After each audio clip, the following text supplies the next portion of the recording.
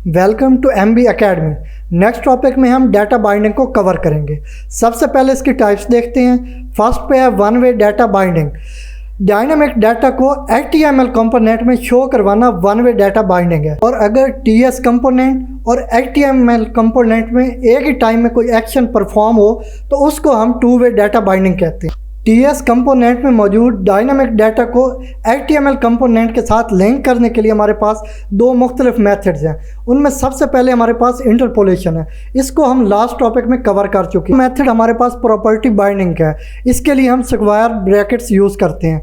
तो चलते हैं नेक्स्ट। इस टॉपिक में हम प्रॉपर्टी बाइंडिंग को कवर करेंगे और देखेंगे कि इंटरपोलेशन और प्रॉपर्टी बाइंडिंग में डिफरेंस क्या है। तो इसको हम एक एग्जांपल के साथ समझने की कोशिश करते हैं। तो चलते हैं, सबसे पहले अपना कोड एडिटर ओपन कर लेते हैं।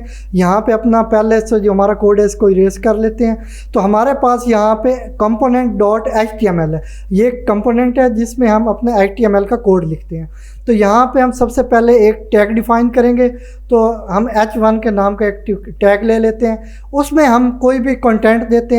नंबर 1 पे हम कंटेंट दे देते हैं MB अकेडमी। तो हम इसको कॉपी करेंगे और एक और टैग लेंगे ताकि हम इंटरपोलेशन और प्रॉपर्टी डाटा बाइंडिंग में हम इजीली डिफरेंस देख सकें। तो चलते हैं, हम इसको कॉपी कर लिया, यहाँ पे पेस्ट करके हम नंबर 1 को चेंज कर देते हैं नंबर 2 पे, तो ताकि इसको समझना हमारे लिए बहुत आसान हो। तो चलते हैं, इसको हम ब्राउज़र पे देख लेते हैं कि हमारे पास क्या आउटपुट आ रहा है। तो ये हमारे पास नंबर 1 MB अकेडमी और नंबर 2 MB अकेडमी।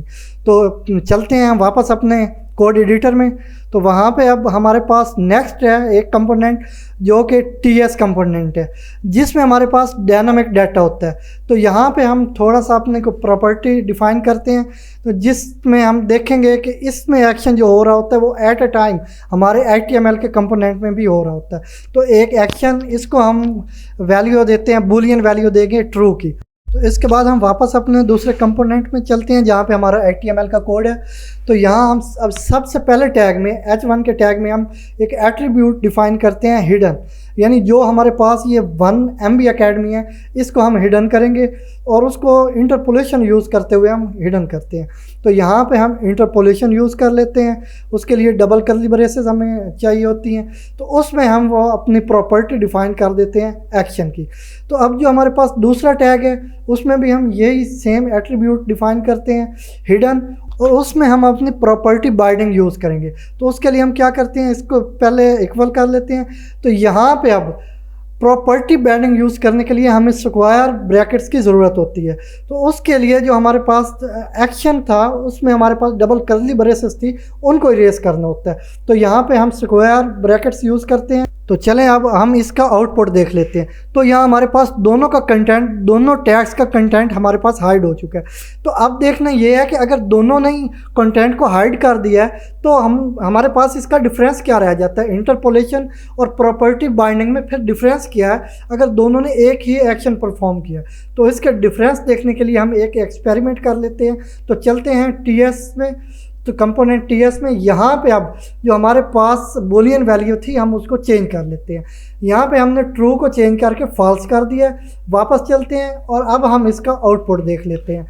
तो अब हमारे पास जो नंबर 2 पे टैग था 2 MB अकेडमी, उसका हमारे पास कंटेंट शो हो रहा है, जबकि जो हमारे पास फर्स्ट था उसका कंटेंट शो नहीं हो रहा, क्योंकि इंटरपोलेशन ने बूलियन वैल्यू को भी एज अ स्ट्रिंग कंसीडर किया।